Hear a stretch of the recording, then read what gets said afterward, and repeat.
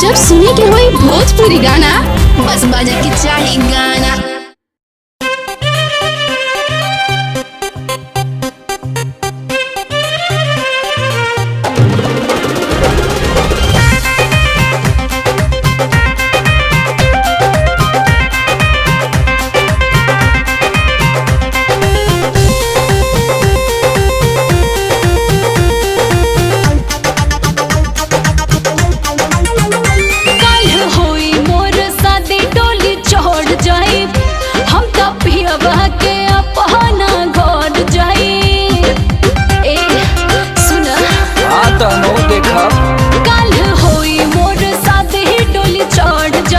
कैसे हम तपियाबा के अपना घर जाई तब हमरा के जई हो भुलाई।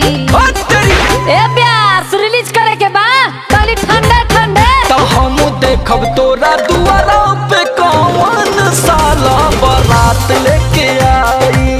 अरे आई हो तो हिम्मत कवना के बाटे जे दुआरा पर तोरा डीजे बजाई। असो हमारा हाथ खून लिखल बा।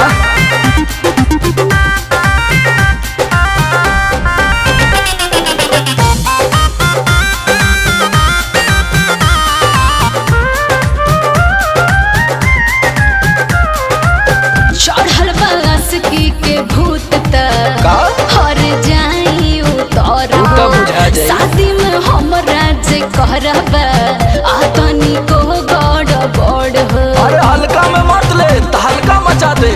अरे अरे अरे हमारा के बुझले बाड़े काते आशिक रोड छा पड़ी जाइब सोझा तो बटियाना ओही है तोर बाप। कुछ होई ना बवाल बढ़ोई तो हम देखब तोरा दुआरा पे कौन साला बारात लेके आई। का कर लेबा तो हिम्मत कवना के बाटे जे दुआरा पर तोरा डीजे बजाई। एकदम फुल बाजी